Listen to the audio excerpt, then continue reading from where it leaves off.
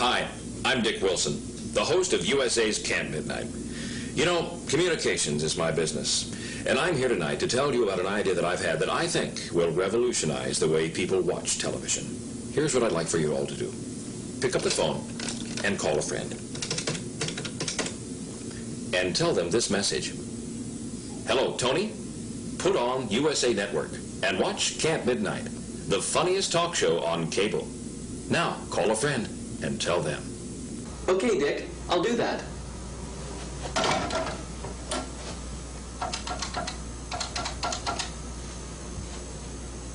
Hi, Caroline.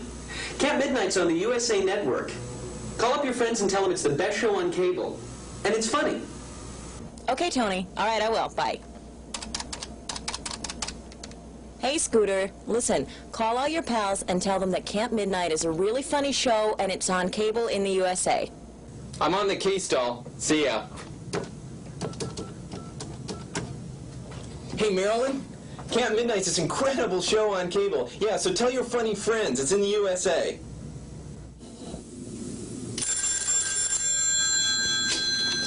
Hello? It's my old friend Dora from Omaha. What's that? The friendly American otter only gets cable at midnight?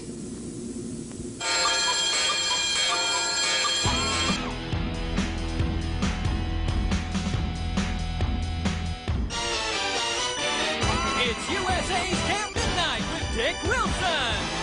Tonight, join Dick and his guests Blair, comedian Ellen Degeneres, Henry Lizard Lover Shiff, from Glob, actor Johnathan, from Head of the Class, actress Christina Haje, the music of Lions and Ghosts, and as always, Scooter Peach of the band. And now, here's your host, Dick Wilson!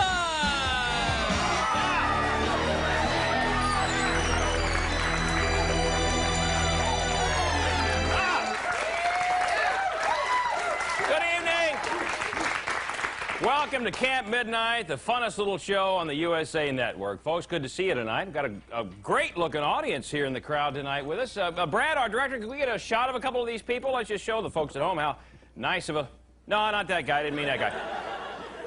Give me another one real quick. Just shoot another one real quick. Somebody else? I can't, Dick. I'm trying to... Oh, really? Okay, well, let's forget it anyway. After we saw that first guy, I'd like to change my mind about what I said there right off the bat.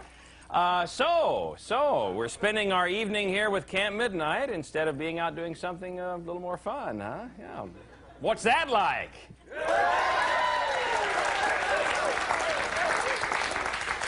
Well, you can make these people do anything, can't you? Hey, hello, Scooter Peach and the band. Come on over here, Scooter. How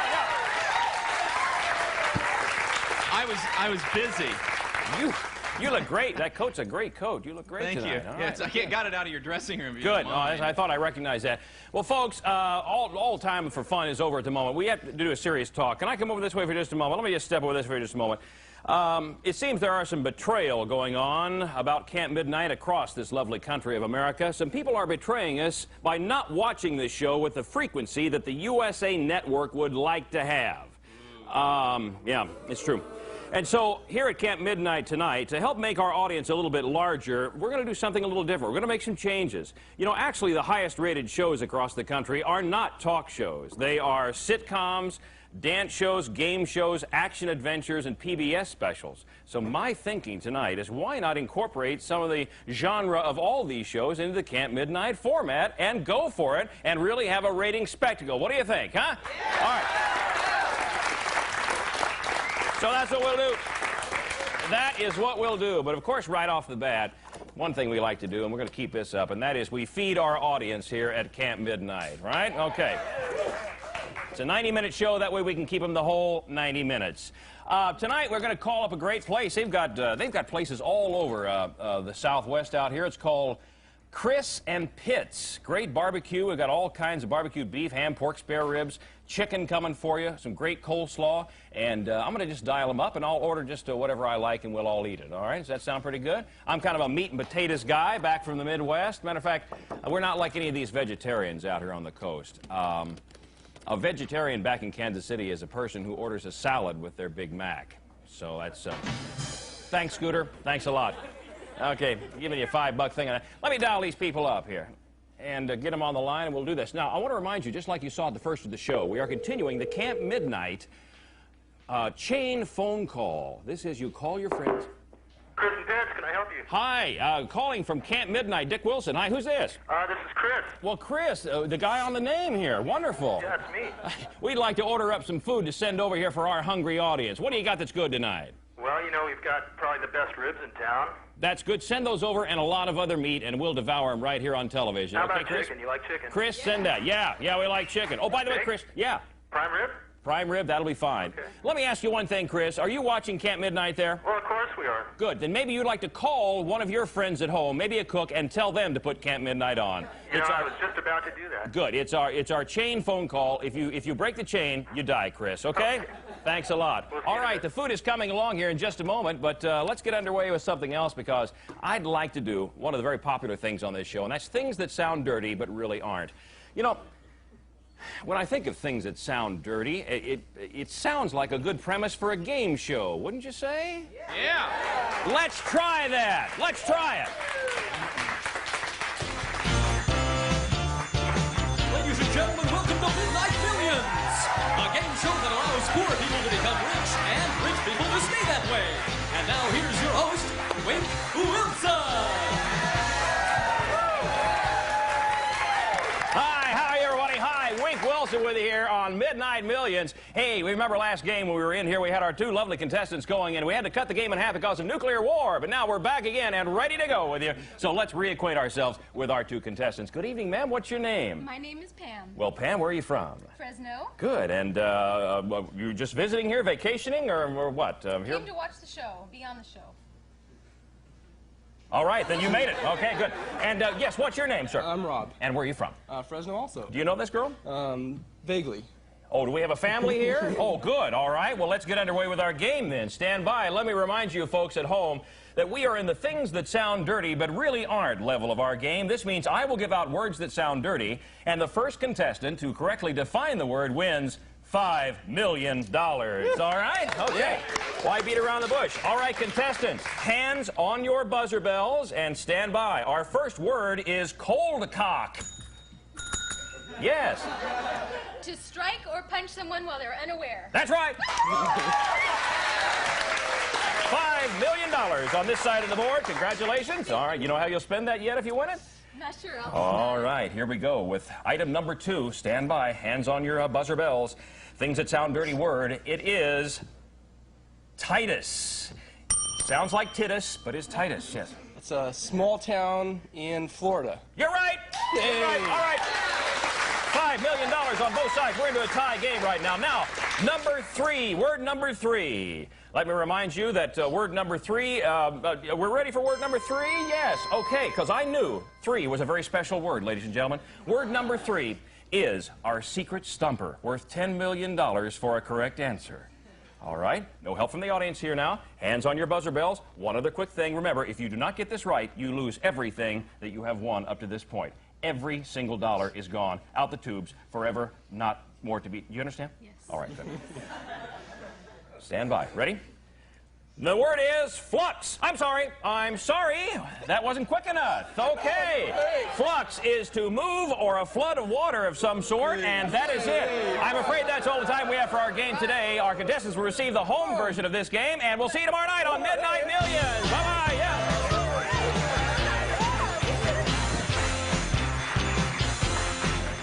Stand back, action fans, for the high-octane lap-pack ride of your life. As Adventure Kingpin Stephen J. Cannell and funny man Charlie Callis join forces to bring you Code Midnight.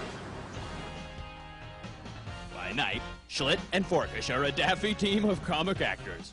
But in their spare time, you can call them Lance Kruger and Tiffany Pantera, crime fighters extraordinaire. Take him down, Tiff. Kicking butt and taking names, partner. This week, Tiffany goes undercover as a centerfold to bust a diamond smuggling ring. Diamonds.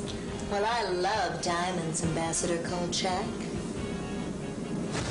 What's the word on the street? Where's the juice? When's the grease? Where's the beef? Where's the action? I swear to God, I don't know. All right, just give me $5 worth of unleaded on pump number 2. Yes, sir.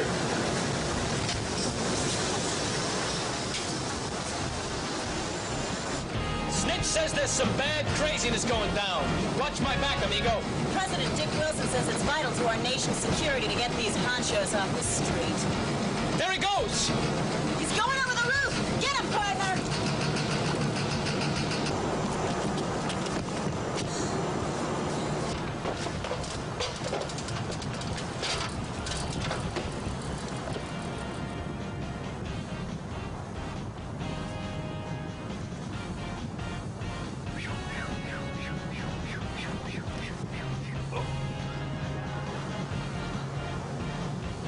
Forkish.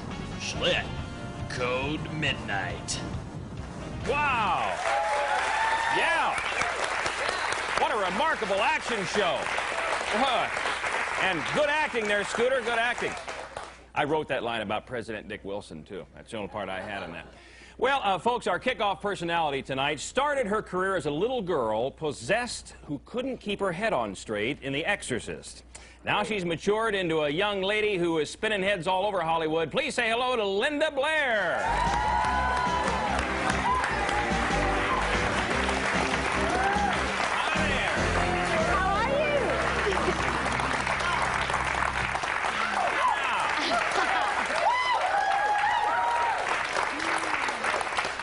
Hi, Dick. You look wonderful. Well, thanks. I love this. I love the belt. I love the whole thing, yeah? Thanks. That's wonderful. Well, thanks for being on Camp Midnight. Absolutely. Glad to be here. You know, I heard, we were talking in the office, and we heard you were going to be on, and somebody said that by the time you were ready to do The Exorcist, you were ready to retire from acting, That's right? true. And become what? A veterinarian. Seriously, I started working when I was 5. And when I was about 12 years old was when The Exorcist came around, so I ended up doing that. But my desire was to be a veterinarian. Would you still like to do that? Yes, but there's so many things that I want to do. I feel bad for the starving. I feel bad for the homeless. I feel bad for everything. So I'm putting my hands in as many pots as I can and helping where I can. Well, good. Wonderful. All right. Well, let's talk The Exorcist for a moment. How did you get that part? What was the circumstance? Well, I guess actually, seriously, they went through Hollywood, they went through L.A., and they cast out here. And then they came to New York, which is where I'm from, Connecticut. And I guess they saw all the kids, and everybody thought, oh, it's about a sick little girl, and, you know, she's supposed to, you know, this is something the devil would get. But what Billy Friedkin felt was the scariest thing was to have it be a normal, healthy, young girl. And that was what he went for, so. When you saw Little did they know. Were you scared when you saw the movie, like I was? After having to do the production and see the whole finished product, was it scary to you? No, it was shocking. Yeah. I worked on it for 1.5 years. And when you're 13, you just don't have a good perspective of time. So to me, I felt like I was trapped in this building in New York for maybe the rest of my life. It was very bizarre. And, you know, I had the makeup on and everything. But no, when I saw it and I realized when you put something like that all together, and I got this standing ovation, and I mean, I just cried. Awesome, I mean, I was in shock. Yeah. What are you doing these days? What's happening at the moment? Well, I've gotten involved in a little bit into producing. I've co-produced 2 films, but I've gotten more involved in comedy, and I did a film last year called Up Your Alley with Murray Langston, who's the unknown comic, and Ruth Buzzy, and all those kinds of people. I think we have a clip of that. Why don't you tell us what we're going to see? Okay, in a nutshell, just so what some people don't know about films is sometimes when they come out, if there's no promotion, then people don't know about the films. With this one, it's a real low budget little film. Right, so it's the same kind of thing where you have to call all your friends. Yeah, so with this movie, across the United States, tell all your friends, but it's a lovely little family-type movie. However, the clip that they sent over, this is how much they care, they didn't send us the right clip. So it's a clip with Ruth Buzzy, and it's real cute, so you'll get an idea. And I'm standing there just kind of launching. Well, up your alley. Let's see what the heck we got here. Up your alley.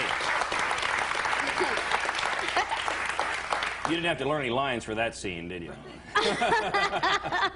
No. Well, you know, you've had a variety of television movies and things that you've done that have been kind of a, you know, notorious type projects, like, Born Innocent. Tell me about that. After The Exorcist, I did several projects which were very controversial, so that's what most people remember me for. Born Innocent was the film about the girls' school, and it was #1 in the Nielsen ratings for that year. It had the famous broomstick scene, which many people felt on primetime TV that it was very controversial, but it's real. It attacked what happens out in the real world. And then I did Sarah T. Portrait of a Teenage Alcoholic. Right, And Sweet Hostage with Martin Sheen. But the films were they always dealt with issues that, you know, kidnapping and alcoholism and you know, they were like, wow, what's this girl doing? And it was, but well, what are you doing? I mean, what's your life been like? Have you had any problems in any of those areas that you drew from? No, I've been very lucky. I wanted some time for me. And I got very involved with riding and training horses and showing, and I traveled around the country, and I did that for years. But I would work, you know, here and there and whatever. And anyway, so now things are just, I'm getting more involved on the business side and putting that energy back into the business so that I can help in other areas. What kind of projects are you working on that you're as a producer and a writer and producer? Well, it's real hard because you always have to make them commercial. You have to get into sales, and it's not necessarily what you want to do all the time. But I want to do comedy. I want to do things to entertain people or deal with issues that are real or out there. I'm tired of the T and the A and the action, the cars blowing up and this and that. And it's great. Let Stallone and Schwarzenegger do that. But I want to do something else. Wait, you mean you're tired of the action stuff just like we showed at the start of this? Okay, we better edit that out of the final show then, all right? Linda, one other quick question, and then I want you to do something for me on the phone here. You are interested in horses. Why is it that whenever I rent a horse at the stable, I can't get it to go anywhere but back to the stable? Is it deciding who's boss? Is that what it is? Do you know how many times those horses go out? Do you know how tired they are? Is that it? Yeah. I guess if I carried that many people, I'd feel the same way, like, wouldn't I? Huh? If I made you do things every day, I mean, you wouldn't want to live. Wouldn't you love to be a horse folk, huh? What's that like, huh? Well, you know, what we're doing here, we're doing our CampMidnite phone chain call. I know. All right, just like the chain letters. I already called all my friends. No, you've got to have at least another friend. No, I got one more friend. Who but we gonna only call? one. Huh? Your last friend. Yeah. Just pick it up there. I think we're all set. Okay, well, we're calling Mr. and Mrs. Unknown Comic. Oh, really? Yeah, yeah. All right. So, anyway, just dial. Just dial it right out here. Okay, here we go. Absolutely live. We don't know what's going to happen. Mr. and Mrs. Unknown Comic may be doing something unknown as far as we know. So we'll and they just had a baby. Yeah. Oh, did they really? Maya. I've like adopted Maya.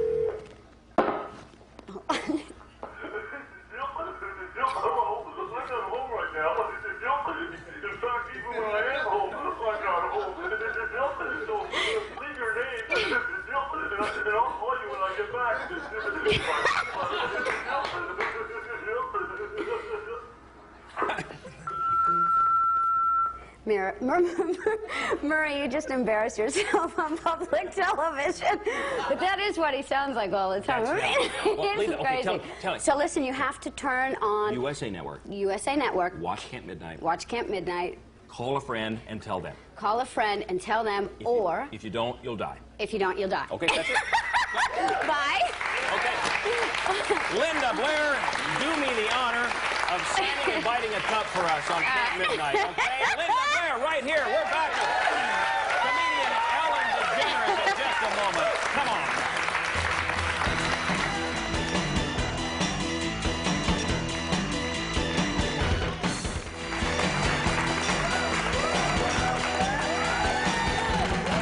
Welcome back to CampMidnite. Make those phone calls make a difference. Well, our next guest here on CampMidnite has been nominated as Best Female Club Stand-Up by the American Comedy Awards and can be seen from time to time on The Tonight Show. So please welcome Ellen Degeneres.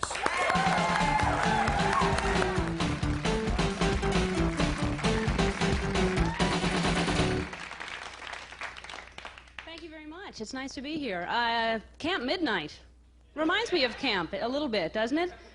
People are being mean to me. I have mosquitoes in my dressing room. A little bit like camp. I like camp. I have very, very vivid memories of being at camp. I remember one time I was walking around in the woods by myself because the counselors used to put me there a lot. And I was walking around in the woods, and I looked down about 10 feet away from where I was standing. There was a little family of deer. Just right there, little mother, father, 2 little baby deer. I thought, oh, I wish I had a gun. Right there. Could have gotten all of them. And left the gun in the cabin. But actually, I think that is very wrong to do that. This is the point I'm trying to make. Stay with me. I think that the people who shoot deer and then they put their heads on their walls of their living rooms, this is just, you know, and they're proud of this. You know, it has a last expression before being killed on your wall that... This guy's proud of it, just... Shot it. Killed it. It was alive. You know, I could see if it was something that you hated. You know, something you're just so proud that you killed, like a burglar. You know, I think this makes sense. The guy's going to break into your home, steal your stereo, all of your canned goods. You know, just have his last expression before you shot him.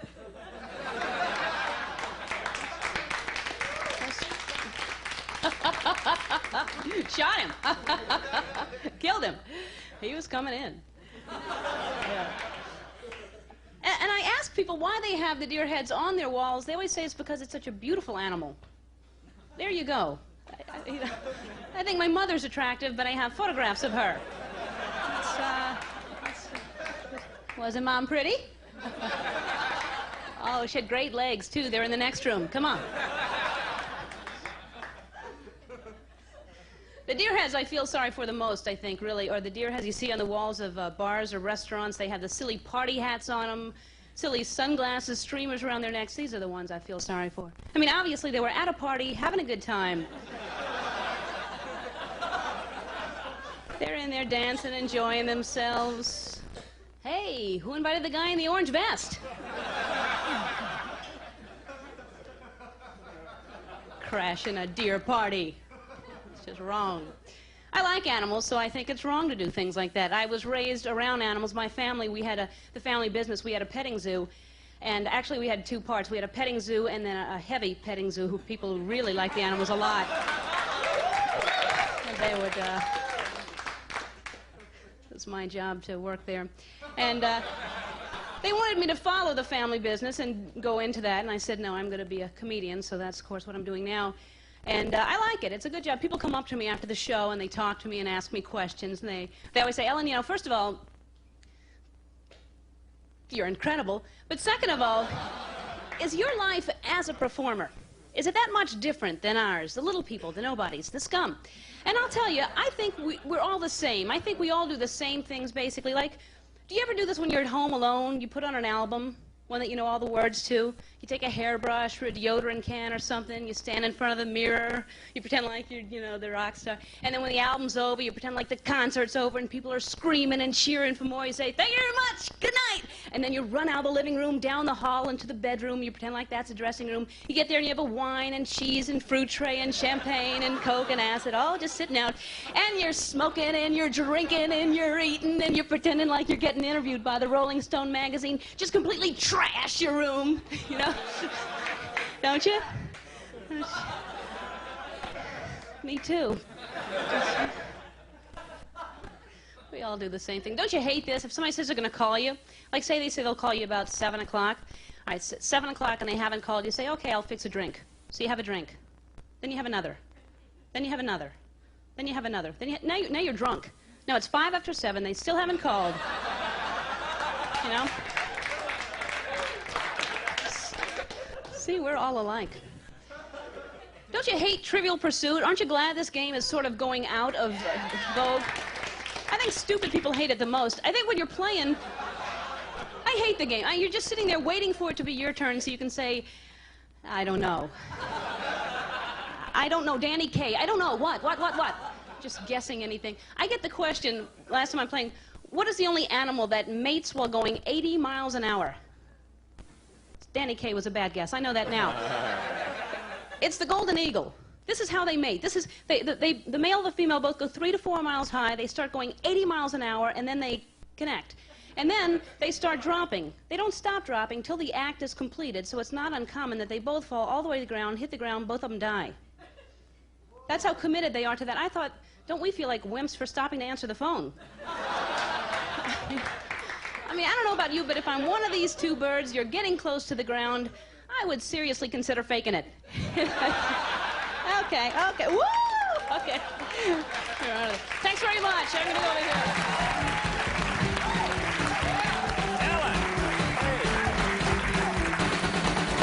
Ellen Degeneres. Woo! All right.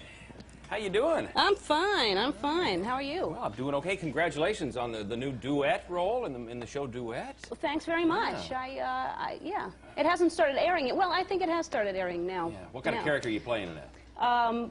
Kind of me, kind of a receptionist. They saw my stand-up, and the producers kind of developed the role around me. It's great. It's, you know, it's... You're always wanting to get your own show. Like Roseanne has her own show, and I was really trying to get my own show. That's the ideal situation, but nothing quite gelled. I was trying to get, like, I was looking at formulas that worked and trying to adapt it. Like here's one of my ideas. The Flying Nun was a very successful show. And, okay, I wouldn't be a nun, but I would be fairly successful and fairly religious, and I could jump really high, you know? Yeah, and that didn't turn out so well. And I just couldn't come up, and it's all also in the name. I think that's really important. When you have a show, you have to have the right name. Like a couple of them that I just missed on, like one of them was Beauty and the Guy That Lived in the Sewer. And just missed.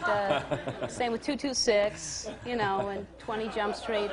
But just a little off there, huh? Yeah, just missed on those. So you play Vegas very often?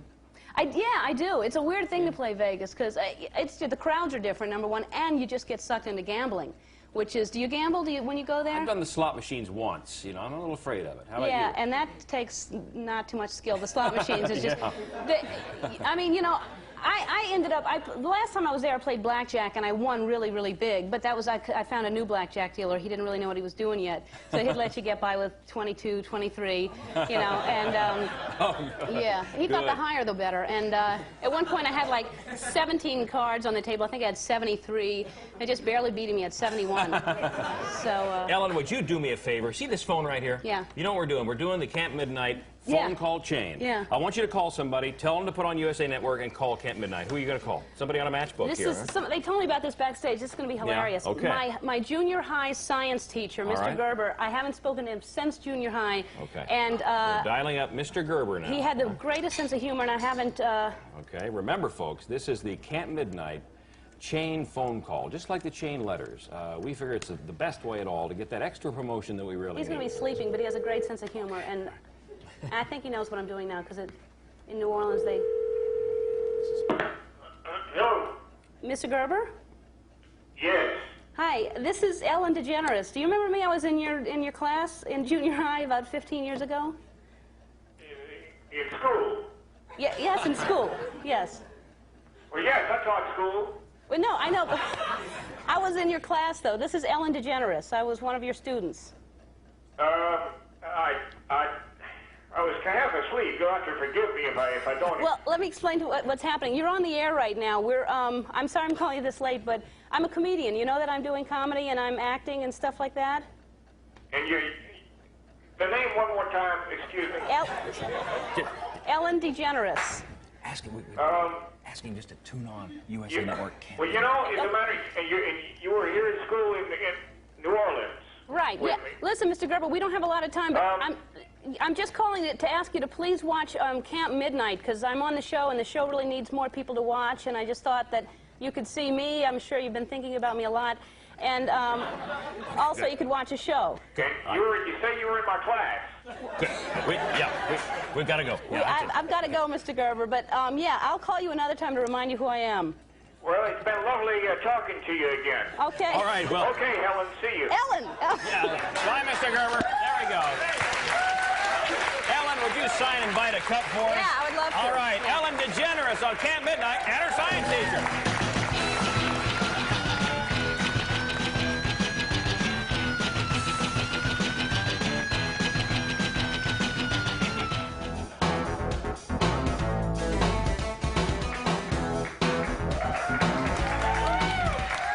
Welcome back to Dance Midnight. We're here with one of our Dance Midnight regulars. What's your name and how old are you? Caroline, 16, 21. Oh, all right, Caroline. Caroline, you know what time it is? No. Well, all right, well, Caroline, it's time for the Dance Midnight Music Jumble. All right, you know how this works? Yeah, do I get a USA Beach towel? Only if you can unscramble the letters on our music jumble board to form the names of 4 fabulous musical groups that have been here on Dance Midnight. You ready? Oh, yeah. All right, Carolyn, have at it. And while she's doing that, let's get into some really get-down dancing with our Dance Midnight dancers, featuring Tony in the spotlight, dancing to the latest hit by Scooter Peach and the band. It's the 12-inch Happy Play On Music Mix.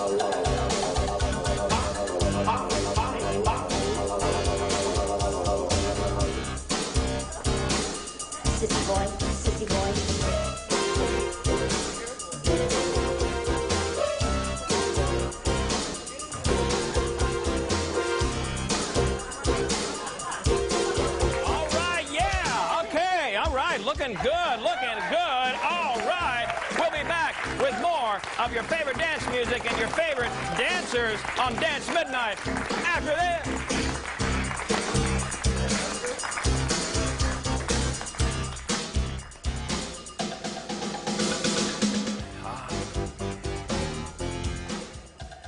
All right, yeah, I like all these different shows in here. I can just see, I can feel the audience coming up out there. Huh? Can't you, Skeeter? Huh? Did I call you Skeeter? Jeez. Oh, we've only been doing this about 4 months now, Dick. Yeah. Don't worry about it. Scooter, we'll edit that out of the final show. Don't worry about it. I won't be there. Hey, remember, keep those phone calls coming on the chain phone call. Call your friends. And right now, our next Camp Midnight chinwagger has put together a career that encompasses just about everything you can do in Hollywood. Meet actor, writer, producer, host, bachelor, and charity spokesperson from Throb, Johnathan Price.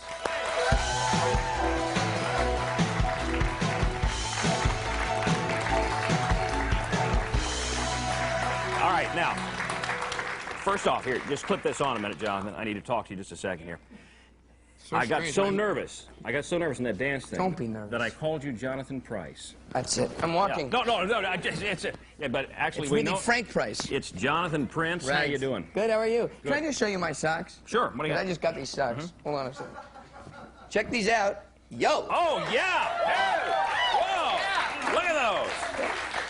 These are Pat Boone's shoes, and these are my socks. I love those. So let me come back over here in my post. Where you belong. Of great Can I call you care. Richard? Why not? Because Sure. everybody calls you Dick, and I like to call you Richard. Okay, let's do that. Is it hard? I always think about people growing Is up what being hard? called Hold Dick. it. Hey, Dick. Hold it. What? Or not that. All No, right, is it it's difficult almost- for that stuff? You know, I've got along to live with it. A lot of really, jokes. You know? There's a lot of jokes, but you have to kind of live with it. You have to kind of roll Yeah. with the punches, and Okay. you know, Dick Man, that's the whole thing. It's all Yeah. part of what the deal is. Okay. What do? You do everything. You're on Throb. All right. What Right. character are you doing there now? On Throb. Zach is the name of my character. He's the head of a record company, a small struggling record. It's here on USA. Yeah, it is. Yeah. Yes, not here actually on USA because then I think it was on earlier in the day when Yeah. people were awake. I mean, it's actually not even here on this set. It's a bigger okay, set, it's a little on the more network. expensive. We spent on it. Yeah, sure. You like And, doing that? Is that fun to do? I guess the acting it's part great. is fun. And we have great, incredible musical acts. Nothing like this dancing thing you did here. This was, I've never seen anything like that. We've pulled out all the stops. That man who fell, wasn't that terrible? You thought, oh my God, he hurt himself. He was got a Purple Heart. We could only hope he hurt himself. The ratings would have gone right That's on right. up there, Jonathan. Yeah. Geraldo, dancers who hurt themselves. The dance of Oprah, death. fake dancers who hurt themselves. Okay, and now writing, producing. What are you doing along these lines these days? I wrote a movie and produced a movie called 18 Again, which was a George Burns movie. And it was about an old guy who got a chance to be 18 again. And I think no one out there saw it, am I right? No. Shake your head if you didn't see it. Anybody out there see it? I mean, there's a huge audience here. Okay, now of the people who saw it, let's be honest, Who paid to see it and who saw it on cable or saw it on an airplane or saw commercials for it? That doesn't count. Who actually paid to see it? Clap your hand. All right, okay. That's one. Mom? What, they're showing it on the airplane, huh? Yeah, we see it on the planes a lot. How did you get George Burns to do this movie for you? I was in, well, Richard. Yes. Can I call you Richard? Do that. Well, Richard, I was in Las Vegas. I was there actually a convention of talk show hosts, and I was kind of snooping around. Yeah. And we saw the George Burns show, and it was a great show. And afterwards, someone came to me and said, "Would you like to meet George?" And I said, "Oh, absolutely." And I go backstage, and George Burns says, and I don't do a good George Burns, but suffer with me. And he says, "Hi, kid. What do you do?" And I said, "Oh, I'm an actor." And he says, "Dime a dozen." So I said, "Well, I'm also a producer." And he says, "Hate him." So I said, "Well, I'm also a writer." And he says, "Oh, you got any ideas for me?" So I'm thinking like, Hosanna, the heavens have opened up, an idea. And I had no ideas for George Burns, because who would be thinking? But that night he sang a song called "I Wish I Was 18 Again," which was a ballad, and it was a big hit. And I said to him, "Well, what if you," and I did like a 15-minute tap dance of what a movie would be. You could be 18 again, and there could be a girl and a guy, and all. And at the end he says, "I like it. You got it written down?" So, you know, like any true to form writer, I said, "Sure, pages, folders, folios. I've been thinking about this for a long time." And did you? No, are you kidding? So I flew home that night on that late night flight when people fly home from Vegas and they have, you know, there's a lot of losers on that. People have lost a lot of money, a lot of nuns, a lot of convicts. It's not a great flight. And I was thinking about this movie and what I had just pitched him, and I came home and I wrote it up with my partner, Josh, and Monday morning it was on his desk, and Tuesday we walked into New World and we had a movie. And people always say, like, well, it happened so fast. Movies don't happen that fast. When you have a 91-year-old star, movies happen like this. Oh, yeah. Not a lot of development time. Johnathan, I'm going to ask you something, because you know, you're a vibrant personality. I know we can pull this off. I want to give you the phone. Can I call you Richard? Please do. Okay. I want to hand you the phone book. Would you just call somebody and tell them to watch USA Network? Sure. I would like to, sure, I would love to do that. All right. Let's just, you guys say stop when we'll stop. This is kind of a party game. You just know. Okay? And left to right, left to right. Wow, one person is left, everyone else says, who cares? We don't really care, we're waiting for some food. All right. Close your eyes and point. Okay, just say stop. Oh, okay. There's that page, yeah, all right. Good. All right. Okay, we're going to call. Well, we don't want to call. Okay, let's call. Why not? You got it? Yeah. His name is Barry Coppola. Okay. Things that sound dirty, Barry Coppola. Coppola interruptus. Okay. All right. I didn't say that. You got that? Let's see. What's Barry's number? I always lose it here. Coppola, where is he? Barry Coppola. Here he is. C-O-P-I-L-O-W. All right, Coppola. All right, here he goes. I won't say it. Got it? He's an attorney. This is great. He's gonna sue Wonderful. me. Okay. I'm very nervous. All right, where is this? There it is. Okay. There. This is it's not in our area code. Okay, so dial out there. Okay. Right. There it is right there. This is actually happening. Much to This the is really real. This is almost like a... Yeah. Well, Please check the number and dial again. Barry. Barry. Yeah, okay. Is he in another... Okay, I'll You're tell you what dogging we'll me, do. Barry. One sec. One more time. This is kind of like that Geraldo thing when he opened the vault and there was no one there. And Michael York with the Nazi treasure, there's nothing there. All right, we're ringing now. Barry. Be there, Barry. We'll give him Be one there. more ring, then we'll add another couple dollars to our movie. And, Barry. well, okay. Wait, hold on, one more time. Undoubtedly. Well, we're going to have to do this during the commercial. Good, We got to okay. get out of here. But Johnathan, Prince, thank you very much for being here. All right, and could you sign and light a cup for us, please? Huh? Oh, yeah, sure. All right.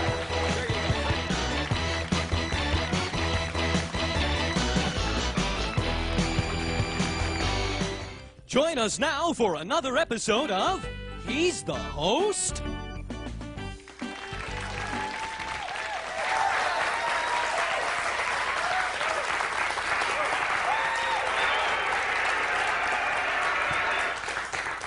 Scooter, I'm home. Hey, Dick, how was your day? What? Scooter, I don't know, same old stuff. Yeah, it's a pain being the funniest talk show host on cable. I'll bet it is. Hey, What's for dinner music, man?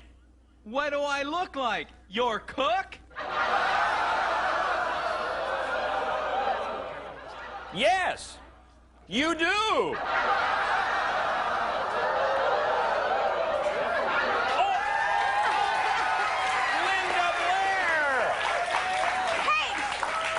I just wanted to stop by and say thank you so much. I had such a really swell time on your show tonight. Anytime, Linda.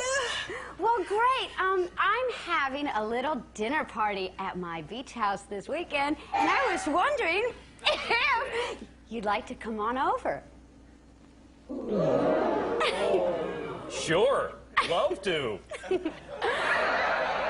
Well, great. I look forward to seeing you there. And I love things that sound dirty and really are.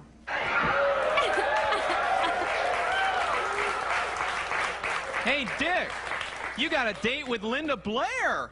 Yeah, Scooter, I guess I sure do.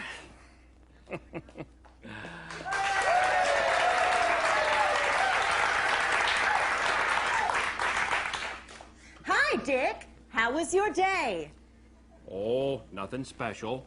Well, I just came by to remind you about our plans to go to the mountains this weekend. Oh, right. Oh, that'll be great. You bet it will be.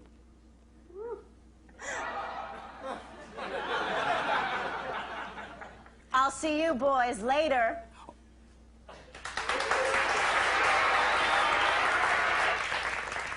Hey, Dick, you're going to the mountains with Caroline?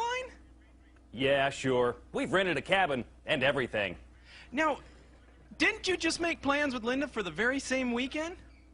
Yeah, I guess I did, but... Now, you got 2 dates for this weekend. What's that like?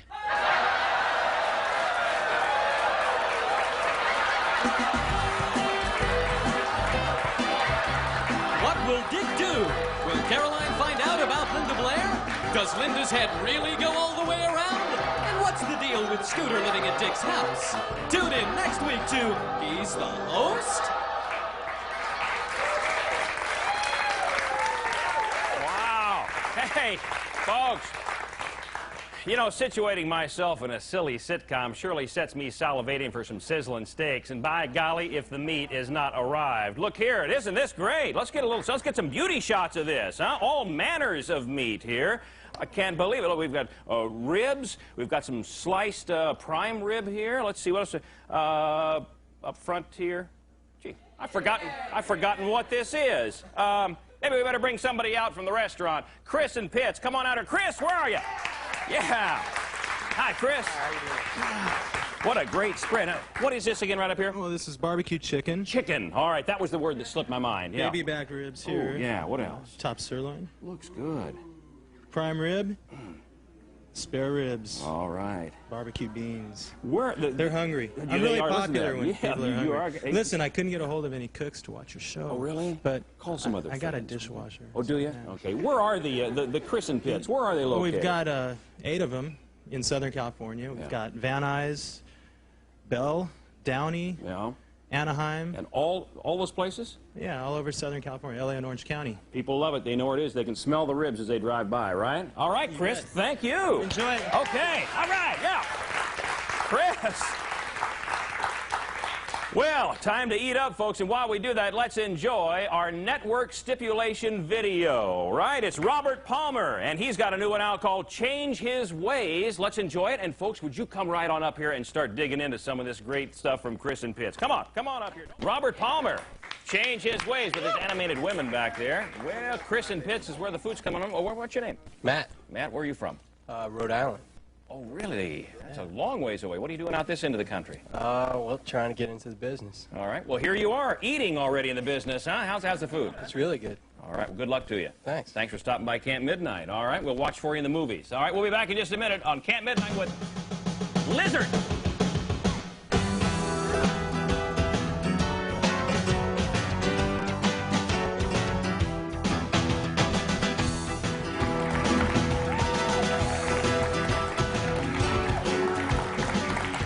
Welcome back to Camp Midnight, folks. Keep those phone calls going on our Camp Midnight phone chain. Right now, though, the best way to get along with your roommate is to grow your own.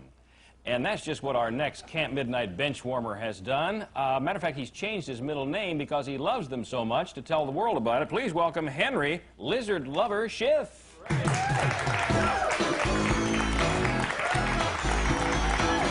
a minute. That can't be Henry. Henry, that's not Henry Shiff. Here comes Henry right now.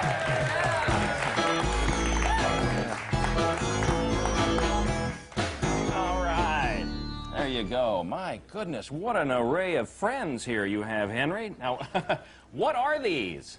These are lizards. And this is Hasbro. He's a Brazilian iguana. And sometimes he thinks he's a person. They just sit around. I mean, look at this over here in the chair here. I mean, they just... That's Shirley. Shirley? Well, oh, really? I named her after Shirley MacLaine. Shirley is... Like a new age thing. She's sitting there with her hand on her knee. And how long will she sit like that? Until you're done talking to her. Really? Okay. Hey, I brought some other friends. Who's this? If you don't mind. Oh, you've got more? Yeah. Where are they? Well, I brought Jacques. Ah. Here we go.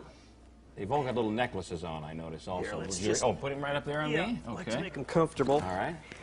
And let's see. Now, careful what you pull out of there, Henry.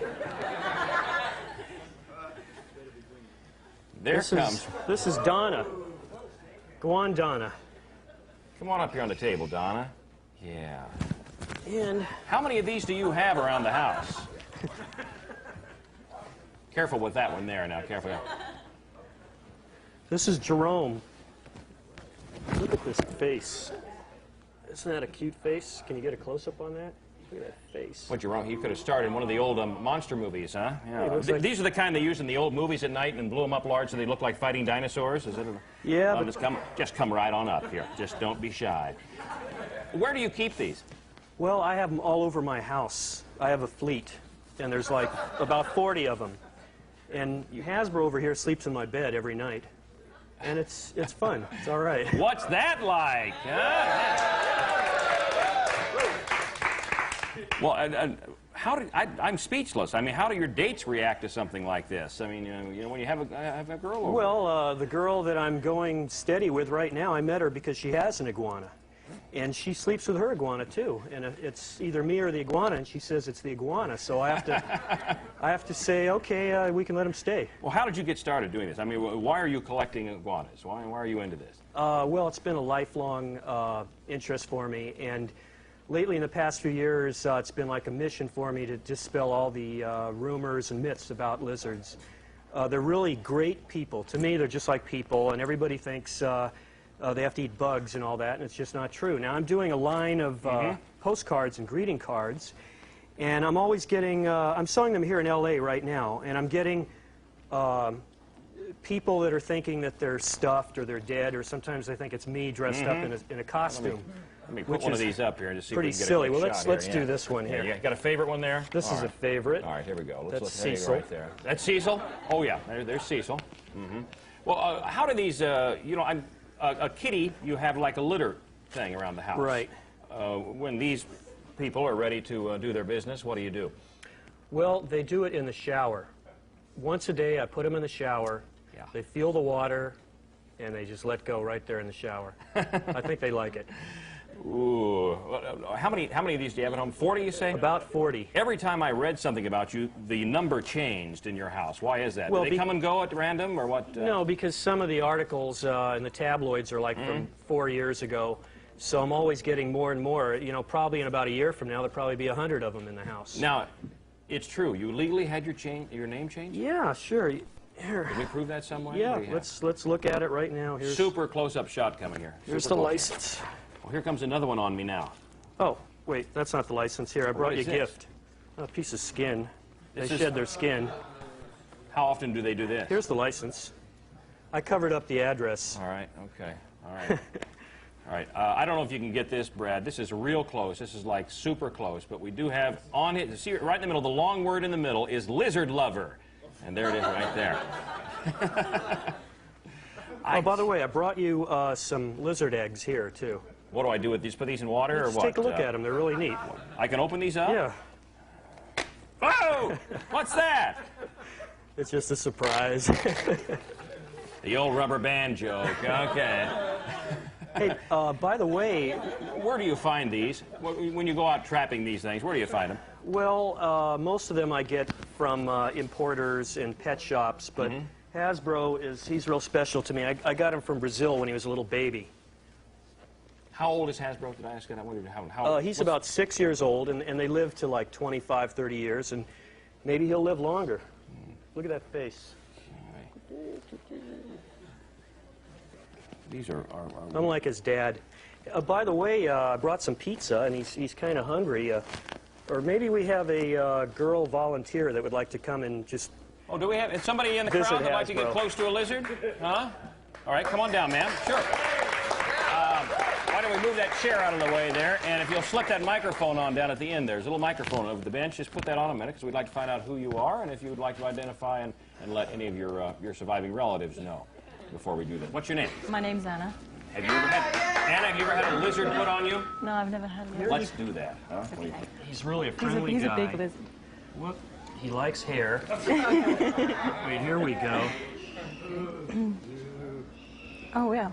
And I brought him some pizza. He's eating. All right. There you go. Oh.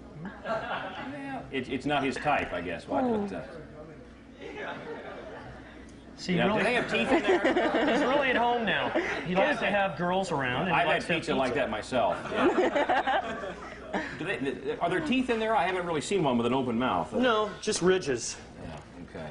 Well, Henry, lizard, Shiff, I'll tell you what we're going to do. I don't think we can have them all sign a styrofoam cup, but would you do that for us? Sure. Grab one over there. I've got lizards on me. Okay? Yeah, grab one and sign it. Henry, lizard lover, Shiff, folks. Look for him.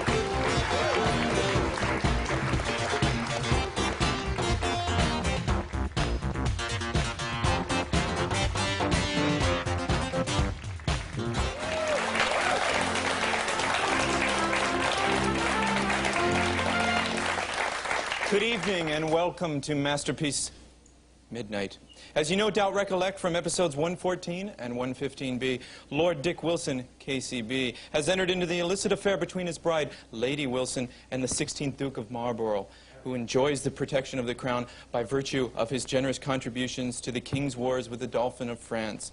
However, Sir Tony the Forkish, secretly wedded to the Marlborough's niece, Lady Caroline, has entered into a secret alliance with the Scottish rebel, Scooter McPeach. Just a minute. Scooter, hold it. Now, wait. When I said I wanted to get different kinds of TV shows incorporated into here, I wanted it more commercial. I mean, this, excuse me, but sucks. If you're coming over here to take away my hosting gig, I'll kill you. Well, maybe we should just let the USA Network decide who they think has the best idea, huh? I don't see that's any of their damn business. What do you mean? It's their network. Of course it's their business. It's our show. Are you insane? Scooter, I'm not insane. Listen, I'm the host of the show, and I think What are you arguing about? Don't change anything. The show is great just the way that it is. Linda Blair, you mean you'd watch the show? I'm on the show. Haven't you guys learned the first great words of television? Just be yourself. Don't try to be anything else that you're not. Well, so... All right. Well, thank you. We'll give it a try. Okay, so, bring on your next guest and get on with the show, and Linda see you Blair, later. folks. Bye. Okay, Scooter, let's do it that way. All right, buddies again. Buddies again. All right, well, we'll try it that way then. You know, folks, there's a show, ABC's Head of the Class, and it almost exceeds fire codes on having young, talented performers on that show. But it seems that my eye always stops on the lovely Simone. So I want you to welcome, if you would, actress Khrystyne Haje.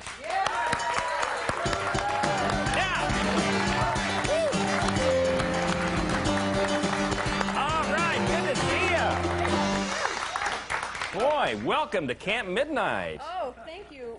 Here, let me tidy up just a little bit. All right, Yeah, could you here. please pick things up? I'm going to struggle with my mic for a little while. Yeah, I was going to give you another second, and I was going to struggle with it for about an hour. I'm sorry. I've embarrassed the young lady. Please accept my apology. How you doing? I'm doing terrific. I'm great, happy. Gee, what a life you have. I mean, you're a successful actress. You're an intelligent person who travels all over the world. You had a modeling career. When did you get this all started? How young were you? This is great. I was, they like it. I was 14 years old. Yeah? It was just before my 14th birthday, and I decided that I didn't know what I was going to do after school for extra money, and I thought modeling might be okay. My mom thought it was an okay idea, so 2 weeks after my, why don't we try that? I was in Paris with my mother. Oh, come on. 2 weeks? 2 weeks. It was whirlwind. Gee, how would somebody discover you from France, I guess? Or well, I was told that I needed to have pictures if I wanted to be a model. Okay. So I took pictures, and the photographer just so happened to be French, and his friend came to visit him. Yeah. And my pictures were in proof sheets, they're called. It's not yet developed. And this friend who came to visit was an agent and said, oh, this is great. You must come to Off Paris. you went, so yes. you'll come with us, your mother. What'd you do all over Europe as a young teen? As a young teen, I worked and just traveled wherever I could. I was in 11 different countries in 3 months. Really? I lived in Paris for 4 months. I had an apartment there, but every weekend and every week of my jobs took me someplace else. Spain and Sweden. Well, now you were everywhere. kind of a young teen, the impressionable years, where you're just Yes. kind of getting to know guys. What's the difference in guys over in Europe and over here? Well, I was with my mother, so I have no idea. I really don't know. Not. Yes. I hear on the head of the class, I hear, and please be humble now. Yes. I hear that you receive more fan mail than anybody else. Oh my goodness. She does. This is the truth. Well, I don't count it myself, but I do get a great deal. It's terrific. How do you handle this? Do you try to write them back? Do you try to do Yes, I do. It takes me a long time to answer all my letters because I answer them all myself, but I just try and answer them as I get them because when I've let them stack up, it's like 600 letters in a week. It's a lot of mail to get out. We had Jory Hussein on here Oh, really? a while back, and he said he got the most fan mail, so I don't know what to believe. I didn't say it. I'm kidding you. What's the character on head of the class? Yes. Simone. Tell me Yes. about this character. Simone, she's very sweet. I like her a lot. She's very sweet. She's a bit sensitive. I'd say Simone's always trying to help things out and make them better and make people be friends. She has some romance going on with one of my classmates, the leather jacket, the tough, cool guy. Oh, sure, yeah. Yes, yes, and that's fun. She's pretty neat. She's has kind of the intelligent type person in the class too. Now, Yeah, it's funny that when people recognize, they go, "Oh, yeah, you're the smart one." You're the smart one. You're yeah, the brain. Now, when you went to school, you were the brain in real life, right? Yes, you are so nice, Dick. You did some good research. You were in some honors program. I was in the same program that I'm on head of the class. It was called IHP, Individualized Honors Program, and What kind of subjects did you do? I had Latin and pre-calculus, and we had American Lit. Have you ever found a day-to-day use for calculus? Not yet, but No. I'm looking. You're still looking, huh? I'm trying. Yeah. You're a sports fan too, huh? I am. I'm a What do you like? tremendous sports fan. Where are you? Well, I like fights a lot. Boxing, I've been to all of Michael's fights. Really? Spinks Yes. Tyson fight? Yeah, I was in Atlantic City, the most expensive 90 seconds of my life. I have 4 brothers, so I brought my brothers with me. Yeah. And I was at, Who was your I was just at ticket? the Bruno Who was your ticket contact? How do you get the good tickets, huh? You got I to know just people, got some huh? contacts, let's say. Well, I tell you, speaking of contacts, would you mind calling one of your friends and inviting Yes. them to listen to Yes. watch Camp Midnight? As a matter of fact, head of the class, we did an hour special Yeah. in Moscow. Okay. So I made some friends there. Oh, we're going to call Moscow? Hey, Can USA we afford Network, that? can we afford that? Huh? Is that okay? You know how to do this? Do you have to dial anything to get out? Just pick it up and dial. All right. Well, okay. For the next So I made friends with this guy. He's a Russian, he's a rock star there. Okay. Sasha. So let's call Sasha. Are- See if they get USA Network. So we're dialing, Yeah, we're let's dialing see. a long ways here, Okay, folks, let's on this. see. And We're going to get Scooter back to read the Masterpiece Theater. We could probably a little time on it. Okay, this is, of course, the Camp Midnight phone chain. Don't break the chain or you die.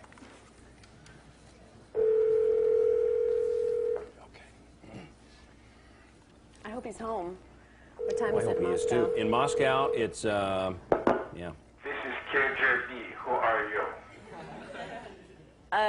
I'm Khrystyne Haje, but I'm looking for Sasha Malinin. Is he there?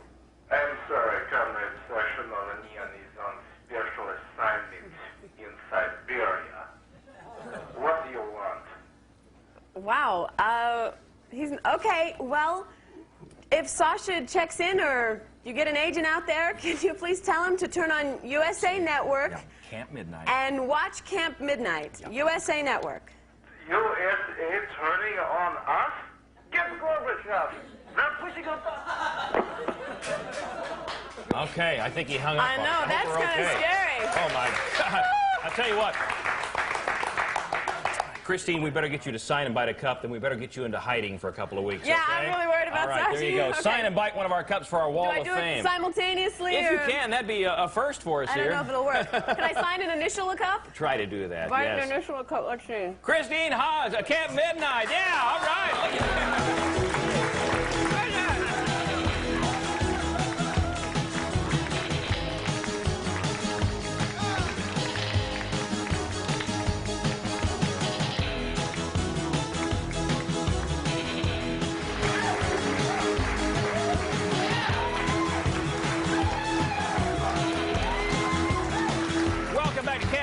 Folks, right now, I love the music part, singing Arson in Toyland from their new album, Wild Garden. Welcome EMI recording artists Lions and Ghosts. Yeah, all right. Oh. All right, good job. Thank you. Yeah. Hey, storm that record store for Lions and Ghosts on CampMidnite. Take a bow, guys. We'll be back in a minute. Oh, great song. Good. Good job.